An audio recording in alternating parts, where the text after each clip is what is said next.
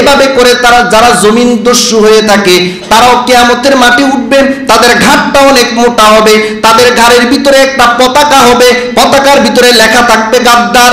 ওই লোকগুলাকে এত বিশ্রী দেখা যাবে, মানুষ বলবে ফেরেশতাদেরকে, ও ফেরেশতারা বলো এই লোকগুলো কারা? ফেরেশতারা বলবে তারা ছিল জমিন দস্যু, ভূমি দস্যু, তারা আরেকজনের জমিন দখল করে খাইতো। আরেক শ্রেণীর মানুষগুলো দাঁড়াবে, ওই লোকগুলোর চেহারার ভিতরে কোনো গোশত নাই। তখন ফেরেশতাদেরকে মানুষ জিজ্ঞেস করবে, ও ফেরেশতারা বলো এই লোকগুলোর চেহারায় গোশত নাই, শুধু হাড্ডি দেখা যায়, এত ভয়ঙ্কর কেন?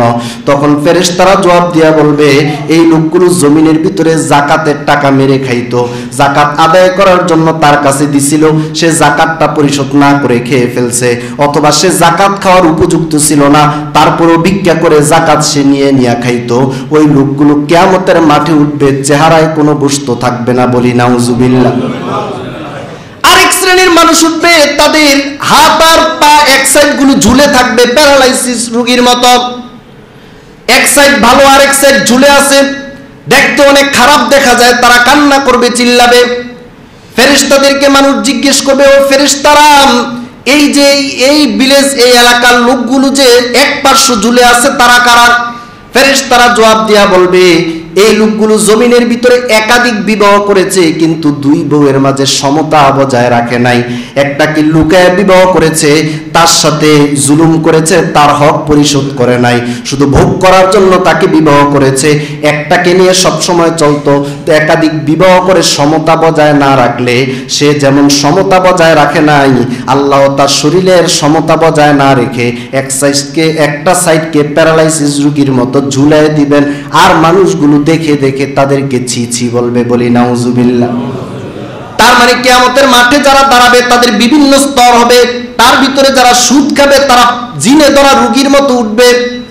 ये सच है कि बातिल की तरफदार नहीं हम, ये सच है कि बातिल की तरफदार नहीं हम, गद्दार न समझो हमें गद्दार नहीं हम, गद्दार न समझो हमें गद्दार नहीं हम, ऐ दौलत दुनिया न हकारत से हमें देख, औरों की तरह तेरे तलबगार नहीं हम, फूलों की तरह नर्म मिजाज अपना है नजर, फूलों की तरह नर्म मिजाज अपना है नजर, हम तीरों नहीं निज़ाम तलवार नहीं हम तीरों नहीं निज़ाम तलवार नहीं हम।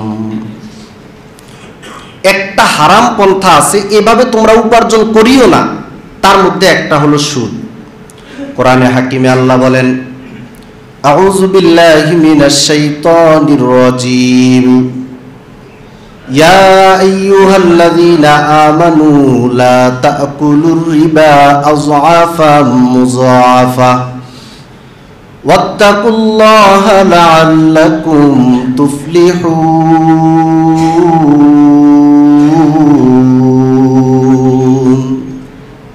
কথাটা কার?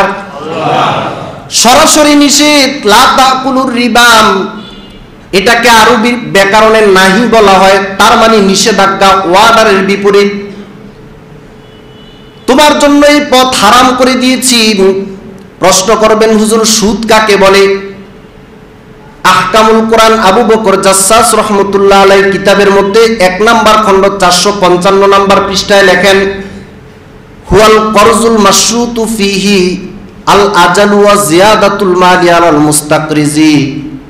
তুমি ঋণের মাধ্যমে এমন শর্ত করে দিলা ওই টাইমে ঋণটা দেওয়া লাগবে এবং এতটুকু বাড়াইয়া তোমাকে পরিশোধ করা লাগবে, এমন শর্ত করে ঋণ দিয়া তার চেয়ে বেশি নেওয়াটাকে সুদ বলা হয়। সুদের এটা একটা পদ্ধতি, এরকম আরো কয়েকটা পদ্ধতি আছে। আল্লাহ নিষেধ করেছেন, বলেছেন না না তুমি এভাবে উপার্জন করিও না, তোমার হালাল রিজিকের ব্যবস্থা আমি আল্লাহ করেছি। যেই লোকে চাকরি করে, যে সুস্থ আছে, হাত পা আছে, উপার্জনের জন্য তার চাকরি আছে, মিরাসের সম্পত্তি আছে, ব্যবসা আছে, উপহার আছে, উপটোকন আছে, তোমার এত উপার্জনের রাস্তা থাকার পরেও তুমি এই অন্যায় পথে যেও না, কারণ যাদের এইসব কিছুই নাই আমি আল্লাহ তাদেরও রিজিকের ব্যবস্থা করি। বলি সুবহানাল্লাহ। যাদের চাকরি নাই, যাদের কোনো ব্যবসা নাই, যাদের মিরাসের কোনো সম্পদ নাই, যাদেরকে কেউ উপহারও দেয় না, এমন প্রাণী জগতের হাজার কোটি কোটি প্রাণীকে আল্লাহ খাওয়ান কি খাওয়ান না? তাহলে আপনার এত উপার্জনের রাস্তা থাকার পরেও আপনাকে খাওয়াবেন না, অনাহারে রাখবেন, এই বিশ্বাস কেন আপনার অন্তরে আসলো? এ মুসলমান, তাকায় দেখো জঙ্গলার ভিতরে কত প্রাণী আছে, তাদের কোনো চাকরি আছে নাকি? পৃথিবীর ভিতরে স্থলচর, তার মানে স্থলভাগে বিচরণ করে সবচেয়ে বড় প্রাণী হলো হাতি। ওই হাতি প্রতিদিন 150 কেজি থেকে 250 কেজি পর্যন্ত খায়। 150 কেজি থেকে 250 কেজি পর্যন্ত একটা বড় হাতি আহার করে। ডেলি 90 লিটার থেকে 120 লিটার পর্যন্ত পানি পান করে। এভারেজে যদি 200 কেজি খাবারও খায়, চাকরি বাকরি ছাড়া তার খাবারের ব্যবস্থা করেন কে? আল্লাহ। এ মুসলমান, একটা হাতি যদি প্রতিদিন এভারেজে গড়ে 200 কেজি খাবার খায়, চাকরি নাই, ব্যবসা নাই, মিরাসের সম্পত্তি নাই, কোনো উপহার নাই, তার ব্যবস্থা করতে পারলে আপনার আর আমার ব্যবস্থা আল্লাহ সম্মানের সাথে করতে পারেন কি পারেন না? ওই যে জঙ্গলার ভিতরে বাঘ আছে, সিংহ আছে, দেখো সাধারণ কোনো খাবার তারা খায় না। প্রতিদিন একটা বাঘ আর একটা সিংহ 15 কেজি থেকে 25 কেজি পর্যন্ত তাজা গোশত খায়। তার চাকরি নাই, কোনো ব্যবসা নাই, কোনো সে বিসিএস ক্যাডারও না, ব্যাংক নাই, ব্যালেন্স নাই, এফডিআর নাই, কোনো কিছুই তার সঞ্চয়পত্র কিছুই নাই। সে প্রতিদিন 15 কেজি থেকে 25 কেজি পর্যন্ত গোশত আহার করে, তাও আবার তাজা। তাকে যদি আল্লাহ খাওয়াইতে পারে, আশরাফুল মাখলুকাত যদি হালাল পথে উপার্জনের চেষ্টা করে, মৃত্যু পর্যন্ত হালাল খাবার আল্লাহ ব্যবস্থা করতে পারে কি পারে না? এই বিশ্বাস থাকতে হবে। আপনি কি খান? হাতি তো 200 কেজি এভারেজে খায়, সে তো 25 কেজি পর্যন্ত বাঘ সিংহ গোশত খায়।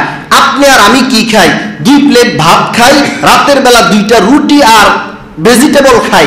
আপনি যেটাকে ভেজিটেবল বলেন, মানুষ এটাকে বাংলাতে সবজি বলে, মাদ্রাসায় এটাকে লাবড়া বলে, গ্রামের মানুষ এটাকে মূলা তরকারি বলে। আপনার 2 প্লেট খাবার আর সামান্য সবজি, ভেজিটেবল, মাছ, এগুলার জন্য আপনার এত পথ থাকার পরেও যদি হারাম পথে যান, তাহলে ওই হাতি সিংহ আর প্রাণীদের কাছে পর্যন্ত লজ্জা পাওয়া উচিত। তারা পর্যন্ত শুনলে লজ্জা পাবে। এই মানুষগুলো এত কিছু থাকার পরেও, এত ডিগ্রি, এত উপার্জন, এত কিছু থাকার পরেও যদি তারা হারাম খায়, তাদের লজ্জা হওয়া উচিত। যদি প্রাণীরা কথা বলতে পারতো, আমাদেরকে দেখলে এটা বলতো। হাদিস শরীফের ভিতরে আসছে, আল্লাহ রাসূল বলেন, দেখো পাখিগুলো সকালবেলা বের হয়ে যায় খালি পেটে, বিকালবেলা তারা বের আবার নিরে ফিরে আসে তারা ভরা পেটে। তারা আল্লাহর উপর ভরসা করে বের হয়ে যায়, আল্লাহ তাদের খাবারের ব্যবস্থা করেন। এমনকি আসার সময় ঠোঁটের ভিতরে একটু খাবার বাচ্চার জন্য নিয়ে আসে, আর সে ওই খাবারটা বাচ্চার ঠোঁটের ভিতরে দেয়। তার জন্য তো আল্লাহ খাবারের ব্যবস্থা করছেন। আপনি প্রশ্ন করবেন, আমাদের ফসলের জমিনের খাবার সে খায়? আপনার জন্য যতটুকু দরকার আল্লাহ অতটুকু রেখে তার চেয়ে বেশি উৎপাদন করেছেন, এটা ওই পশু পাখিদের জন্য। আপনি আবার প্রশ্ন করবেন, আমার শ্রম, আমার টাকা, আমার ওষুধ, আমি সার মশলা দিলাম, পাখি খেয়ে চলে গেল আর অহংকার করতেছে তার নাকি চাকরি নেই, খাবার পায়। ইবনে মাজার হাদিসের ভিতরে আল্লাহ রাসূল বলেন, আপনি যদি কোনো ফসলের জমিন করেন, আপনি যদি কোনো গাছ রোপণ করেন, আপনি যদি একটা ফলের গাছ রোপণ করেন, ওই ফলের গাছের ভিতরে যদি ফল হয়, ওই বাগানে ওই জায়গায় যদি আপনার কোনো ফলন উৎপাদন হয়, আর ক্ষেতের ভিতরে যদি ফসল হয়, আল্লাহর কোনো মাখলুক, পোকামাকড় অথবা পাখি যদি এসে আপনার গাছের জাম খেয়ে ফেলে, ওই জামটা পাখির জন্যই আল্লাহ তৈরি করেছেন, কিন্তু তুমি যে তার জন্য শ্রম দিয়েছ, ওই জামটা আল্লাহর রাস্তায় সদকা করার সওয়াব আল্লাহ জাম গাছের মালিকের আমলনামায় লিখতে থাকেন। তুমি বলিও না তোমার জাম পাখি খাইছে, না না, তোমার জন্য যতটুকু অতটুকু আল্লাহ রাখছেন। পাখির জন্য, বাঘ সিংহের জন্য আর হাতির জন্য যদি এত খাবারের ব্যবস্থা আল্লাহ রাখেন, একটা পিপিলিকার জন্য যদি খাবারের ব্যবস্থা আল্লাহ রাখেন, মাখলুকাতের মধ্যে সর্বশ্রেষ্ঠ মাখলুকাত বনি আদমের ভিতরে যারা ঈমানদার, তাদের জন্য আল্লাহ হালাল রিজিক দুনিয়াতে ছড়ায় রাখছেন। সেটাই আপনাকে খেতে হবে। বিপরীত গেলে দুনিয়া এবং আখেরাতে সে আল্লাহর বিচারের কাঠগড়ায় দাঁড়াতে হবে কি হবে না? হবে। ভাইরা আমার, বন্ধুরা আমার, আপনি বললেন না না হুজুর আপনি বুঝবেন না, দুনিয়ার ওয়ার্ল্ড ব্যাংক থেকে নিয়ে আঞ্চলিক অফিস পর্যন্ত এগুলা ছড়ায় গেছে। আসলেও তো ছড়ায় গেছে। হাদিস শরীফের ভিতরে আসছে কিয়ামতের আগে একটা সময় এমন আসবে সব মানুষের ভিতরে সুদের সয়লাভ হয়ে যাবে। কেউ যদি দাবি করে আমি সুদ খাই না, তার শরীরে সুদের টাকা প্রবেশ না করলেও বাতাস হইলেও লাগবে। আমি নিজে সুদের টাকায় কোনো কিছু খাই না, কিন্তু সুদে উপার্জন করে আরেকজনে যদি আমাকে একটা কিছু হাতিয়া দেয়, আমি যদিও সুদের মাধ্যমে আনি নাই, সুদের টাকার কিনা জামাটা আমাকে পড়তে হলো, বাতাস আমার গায়ে লাগছে কি লাগে নাই? তুমি বলবা হুজুর এভাবে আপনি বুঝবেন না, দুনিয়াতে চলতে হলে এখন এটা লাগে। আপনি আমাকে বলতে পারেন, আমি বলবো না। আল্লাহ যখন রিজিকের দায়িত্ব নিছেন, আপনার এই দাবি আমি মানতে রাজি না। আপনি যদি তারপরেও ফিরে না আসেন, তাহলে দেখেন কোরআনে হাকিমের ভিতরে আল্লাহ কি বলেন। কোরআনে হাকিমের মধ্যে আল্লাহ বলেন ফাইল্লাম তাফআলু ফাযানু বিহারবিম মিনাল্লাহি ওয়া রাসূলি, তুমি যদি সুদ থেকে ফিরে না আসো, আমি আল্লাহ তোমার সাথে যুদ্ধ ঘোষণা করলাম। ফাযানু আমরের সিগা, ফাযানু তুমি ঘোষণা দাও। আমারটা যখন মানবা না, তুমি ঘোষণা দাও বিহারবিম মিনাল্লাহি ওয়া রাসূলি, আমি আল্লাহ এবং রাসূলের সাথে যুদ্ধ করব, তারপরেও সুদ থেকে ফিরে আসবো না। দেখি তুমি যুদ্ধ করে আমার সাথে পারো কিনা। নাউজুবিল্লাহ বলবেন না? সুপার পাওয়ার বিশ্বের, সেই নিউ ইয়র্ক বলেন আরো কি কি বলেন, তারা আমেরিকা বলেন, তারা দাবি করে সুপার পাওয়ার। যেই কোনো দেশকে তারা যা মন চায় তা করে ফেলতে পারে, যা মন চায় তা করে ফেলতে পারে, এটা দাবি। দুনিয়াতেও তো তাদের সুপার পাওয়ার টিকে নাই। 20 বছর পর্যন্ত রুশ বাহিনী, আমেরিকান বাহিনী কাবুলের ভিতরে, আফগানের ভিতরে, ইরাকের ভিতরে তারা শোষণ করেছে শাসনের নামে। শেষ পর্যন্ত তাদের সেই সৈনিকদের লাশ আর বেশগুলো এখনো মাটির নিচে আছে। তারা পলাতক হয়ে চলে গেছে। দুনিয়ার সুপার পাওয়াররাই টিকে থাকতে পারে না, আর আপনি আর আমি আল্লাহর সাথে যুদ্ধ করে টিকে থাকবো, এটার কল্পনা করা তো মহাপাপ। কোন অপরাধের ক্ষেত্রে এত ভয়ঙ্কর কথা আল্লাহ বলেন না যে আমার সাথে যুদ্ধ ঘোষণা করো। কথাটা কি চারটিখানি কথা? দুইটা অপরাধের ক্ষেত্রে আল্লাহ এই কথাটা বলছেন। একটা হলো যদি তুমি বলো না হালাল রিজিক যা আছে ওগুলো সম্ভব না, আমাকে এভাবেই উপার্জন করতে হবে, তাহলে আমার সাথে যুদ্ধ ঘোষণা করো। আর আরেকটা অপরাধের ক্ষেত্রে বলেছেন, সেটা হাদিসের ভিতরে আসছে, হাদিসে কুদসি, মান আদা লি ওয়ালিয়ান ফাকাদ আযানতুহু বিল হারব। কেউ যদি দুনিয়ার জমিনে থাকা আমার কোনো নেক বান্দা, আমার কোনো বন্ধু আল্লাহর ওলির সাথে শত্রুতা পোষণ করে, আল্লাহ বলেন আমি ওই ব্যক্তির সাথে যুদ্ধ ঘোষণা করলাম। এই দুইটা জায়গায় আল্লাহ যুদ্ধ ঘোষণা করার কথা বলছে। কারো পিছনে পড়েন না। একটা মানুষ ভালোভাবে উপার্জন করে একটা জায়গায় যাচ্ছে, কেন আপনি শত্রুতা পোষণ করে তার ক্ষতি করতে যাবেন? হিংসা পরায়ণ হয়ে তাকে ডাউন করার জন্য যাবেন? সে তো আপনার কোনো ক্ষতি করে নাই। সেই লোকটা যদি আপন জায়গায় ভালো থাকে, আপনি যদি তার ক্ষতি করার জন্য যান, হাদিসের ভাষা থেকে বুঝে আসে আল্লাহর এই নেক বান্দাটার সাথে তুমি শত্রুতা পোষণ করেছ, আমি আল্লাহ তোমার বিরুদ্ধে যুদ্ধ ঘোষণা করলাম, দেখি তুমি কতটুকু টিকে থাকতে পারো। সহ্য হয় না অনেকের। উনি ভালোভাবে অনেক কিছু কামাই রোজগার করে ফেলেছে, দেখতে পারে না তার কিভাবে ক্ষতি করা যায়, তাকে কিভাবে ডাউন করা যায়, কিভাবে সরানো যায়, হত্যা করা যায়, তার নামে কিছু খারাপ কথা ছড়ানো যায়। এই ধরনের কিছু হিংসুক লোক সমাজে আছে নাকি নাই? আল্লাহর ওলি হওয়ার জন্য মাদ্রাসার দাওরা পাস করা লাগে না। আবার এই হাদিসটা বুঝেন, আল্লাহর ওলি মানে নির্দিষ্ট একটা কাঠামোর লোক মনে হয়। যেই কোনো শ্রেণীর, যেই কোনো পেশার, যেই কোনো জায়গা, যেই কোনো কালারের, যেই কোনো দেশের মানুষ আল্লাহর ওলি হইতে পারে কি পারে না? তো আল্লাহ বলছেন আমার কোনো নেক বান্দা বন্ধুর সাথে যদি কেউ শত্রুতা পোষণ করে, আমি তার বিরুদ্ধে যুদ্ধ ঘোষণা করলাম। এই দুইটা অপরাধই আছে কোরআন হাদিসে। আব্দুল্লাহ ইবনে আব্বাসের হাদিস, লাআনা রাসূলুল্লাহ সাল্লাল্লাহু আলাইহি ওয়াসাল্লাম, আল্লাহর রাসূল লানত করেছেন কাকে কয়? সুদের সাথে জড়িত 4 শ্রেণীর লোককে। 1 নাম্বার আকিলার রিবা, যে সুদ খায়, ওয়ামুকিলাহু, যে সুদ দেয়, ওয়াকাতিবাহু, যে লেখে, ওয়া শাহিদাইহি, এর ভিতরে যারা সাক্ষীর ভিতরে ইসলামে কি দেয়, টিপ দেয়, যারা সাক্ষী দেয় অথবা লেখে, যে খায় অথবা যে দেয়। 4 শ্রেণীর উপরে আল্লাহর রাসূল লানত করেছেন, যেই পয়গম্বর আরবি তার উপর লানত করেছেন। দেখা যাক কিয়ামতের মাঠে সেই বান্দাটা কার থেকে সুপারিশ আনে, কার থেকে সুপারিশ আনবে। নবী তো তার বিরুদ্ধে লানত দিচ্ছেন। লানত বলা হয় রহমত থেকে দূরে থাকার বদদোয়া, আল্লাহ যাতে তার উপর রহমত নাজিল না করে। লানতের অর্থ হলো এটা, রহমত থেকে যাতে দূরে থাকে। যে নবী বলছেন সে যাতে আল্লাহর রহমত থেকে দূরে থাকে, সেই নবী তার জন্য সুপারিশ তো প্রশ্নই আসে না, নিষেধ। ভাইরা আমার, বন্ধুরা আমার, আল্লাহ তাআলা বলেছেন যদি তুমি না মানো, যুদ্ধ ঘোষণা করলাম, তুমি ঘোষণা করো, তবে তোমার জন্য দুনিয়ার আখিরাতে মানবা না, আমি জানি তোমার জন্য আমি শাস্তি রেখে দিয়েছি।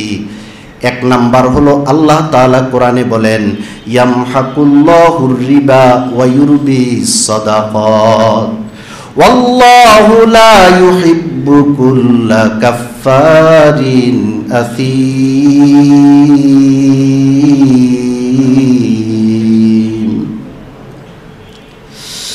আল্লাহ তাআলা কোরআনের ভিতরে বলেন, সূরা বাকারা 276 নাম্বার আয়াত, আল্লাহ কোরআনে হাকিমের ভিতরে বলেন ইয়ামহাকুল্লাহুর রিবা, সুদি লেনদেনের মাধ্যমে যারা উপার্জন করে, সে দেখতেছে এটা বেড়ে যাচ্ছে, টাকা বেড়ে যাচ্ছে, আল্লাহ বলেন আমি তারটা কমায় দিব, কমায় দিব। ঘোষণা টাকার আল্লাহ বলতেছেন ইয়ামহাকুল্লাহুর রিবা, সুদের মাধ্যমে যা উপার্জন করে আমি তারটা কমায় দিব, ডাউন করে দিব।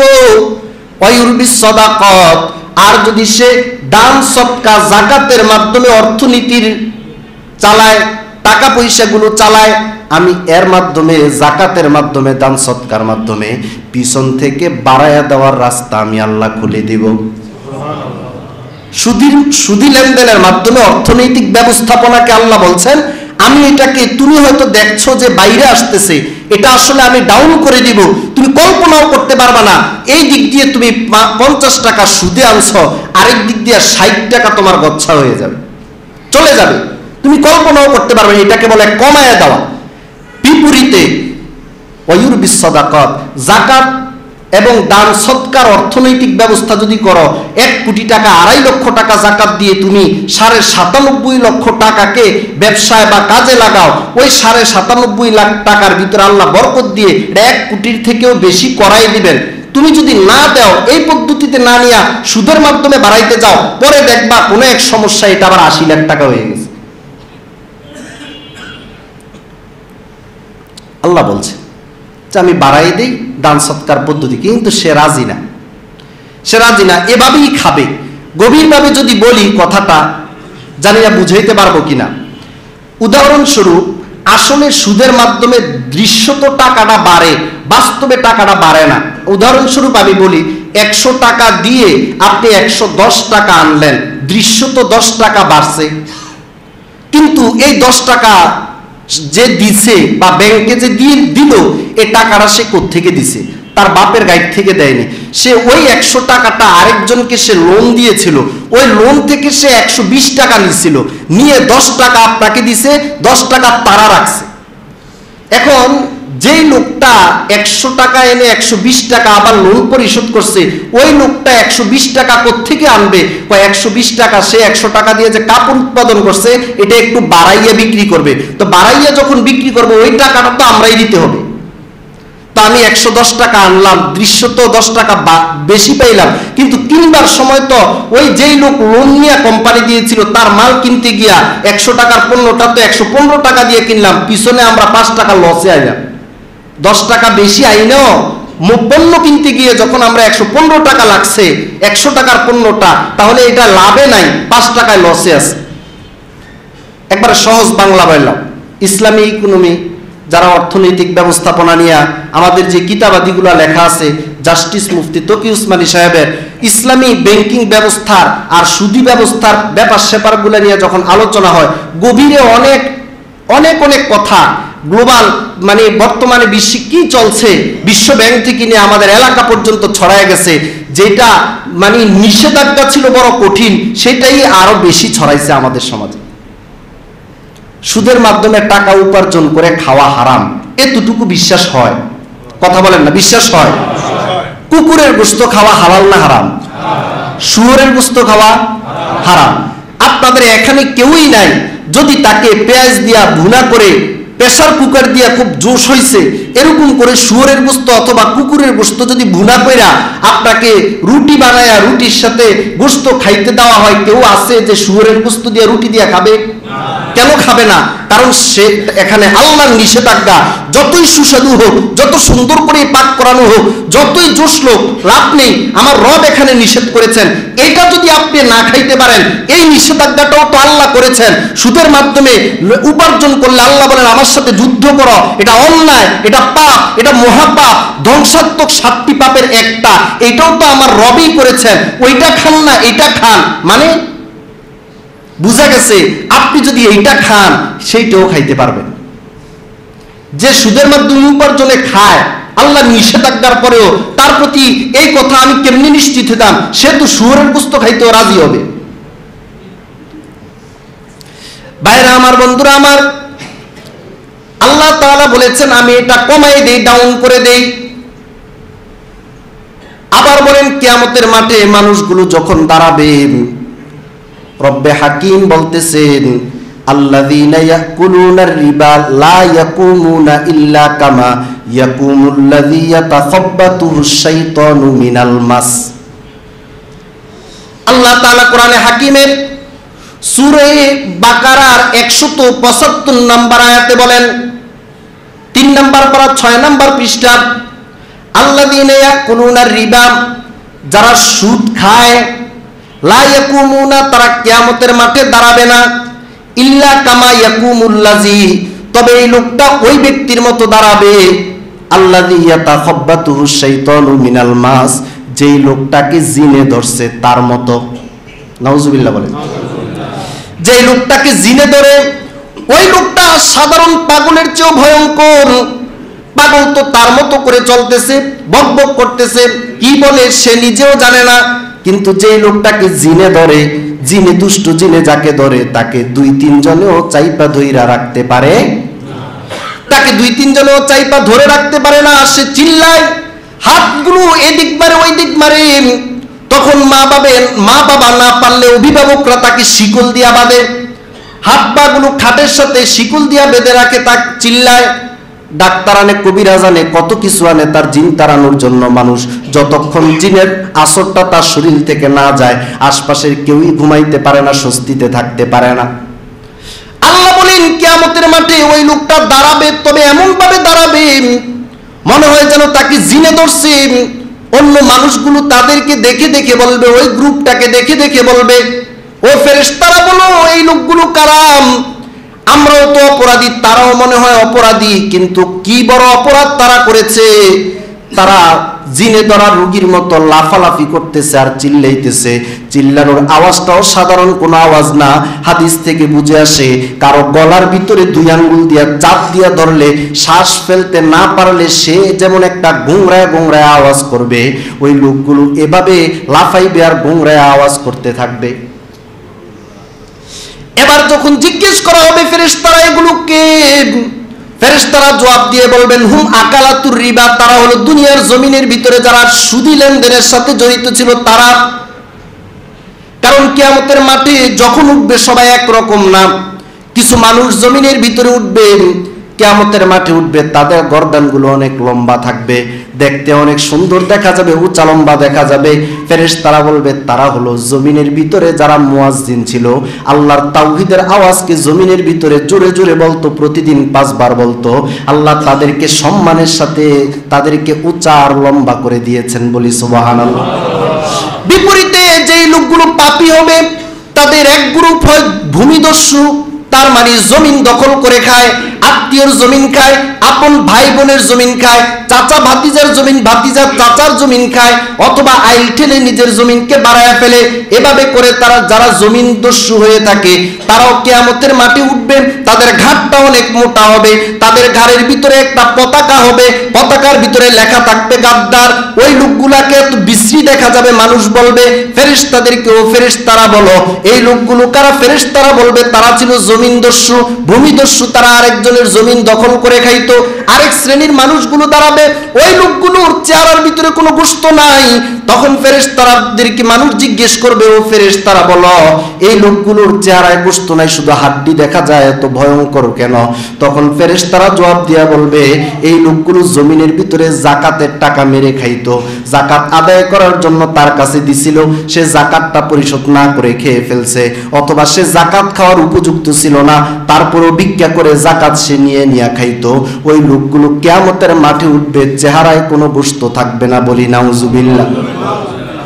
আরেক শ্রেণীর মানুষ উঠবে, তাদের হাত আর পা এক সাইড গুলো ঝুলে থাকবে, প্যারালাইসিস রোগীর মতো, এক সাইড ভালো আর এক সাইড ঝুলে আছে, দেখতে অনেক খারাপ দেখা যায়, তারা কান্না করবে, চিল্লাবে। ফেরেশতাদেরকে মানুষ জিজ্ঞেস করবে, ও ফেরেশতারা এই যে এই ভিলেজ, এই এলাকার লোকগুলো যে এক পার্শ্ব ঝুলে আছে তারা কারা? ফেরেশতারা জবাব দিয়া বলবে এই লোকগুলো জমিনের ভিতরে একাধিক বিবাহ করেছে, কিন্তু দুই বউয়ের মাঝে সমতা বজায় রাখে নাই। একটাকে লুকায় বিবাহ করেছে, তার সাথে জুলুম করেছে, তার হক পরিশোধ করে নাই, শুধু ভোগ করার জন্য তাকে বিবাহ করেছে। একটাকে নিয়ে সবসময় চলতো, একাধিক বিবাহ করে সমতা বজায় না রাখলে সে যেমন সমতা বজায় রাখে নাই, আল্লাহ তার শরীরের সমতা বজায় না রেখে একটা সাইডকে প্যারালাইসিস রোগীর মতো ঝুলাই দিবেন, আর মানুষগুলো দেখে দেখে তাদেরকে ছি ছি বলবে, বলি নাউজুবিল্লাহ। তার মানে কিয়ামতের মাঠে যারা দাঁড়াবে তাদের বিভিন্ন স্তর হবে, তার ভিতরে যারা সুদ খাবে তারা জিনে ধরা রোগীর মতো উঠবে। আল্লাহ রাসূল বলেন আমি একদিন ঘুমায় আছি, ফেরেশতা দুইজন আমার বাহু ধরে আমাকে নিয়ে যাচ্ছে, আমি স্বপ্নে দেখতেছি। আপনার আমার স্বপ্ন ভুল হতে পারে, ভ্রান্ত হতে পারে, বাজে হতে পারে, কিন্তু নবীদেরকে শয়তান কোনো স্বপ্ন দেখাইতে পারে না। নবীদেরকে আল্লাহ স্বয়ং কোনো ওহী পৌঁছানোর জন্য স্বপ্নের মাধ্যমে কোনো তথ্য পৌঁছায় দেন। আল্লাহ রাসূল বলেন দুইজন ফেরেশতা আমার বাহু ধরে নিয়ে গেল, আমি যাইতে যাইতে দেখলাম আমাকে জাহান্নামের শাস্তির বিবরণ দেখানোর জন্য নিয়ে গেল। শেষ পর্যন্ত হাত্তা আতাইনা আলা নাহরি দামিন, আমরা একটা রক্তের নদীর পাশে গিয়ে দাঁড়ালাম। সেই রক্তের নদীর ভিতরে দেখলাম একটা লোক, কিছু লোক সাঁতার না জানা ব্যক্তির ন্যায় হাতগুলো বারবার মারতেছে, কোনোভাবে নিজেকে বাঁচানোর জন্য, তীরে ভিড়ার জন্য। এ মুসলমান, রক্তের নদী বড় ভয়ঙ্কর। এই পর্যন্ত আপনারা কত নদী দেখছেন? নোনা পানির নদী দেখছেন, মিষ্টি পানির নদী দেখছেন, ফর্সা পানির নদী দেখছেন, ময়লাযুক্ত পানির নদী দেখছেন, রক্তের নদী কেউ দেখি নাই। সাধারণত রক্ত দেখলে অনেকের সেন্স হারায় ফেলে, রক্ত দেখলে অনেকে বেহুশ হয়ে যায়। এই কারণে সোশ্যাল মিডিয়া বলেন সব জায়গায় রক্তের ছবি প্রকাশ না করে ব্লার করে দেয়, কারণ সবাই এটা সহ্য করতে পারে না।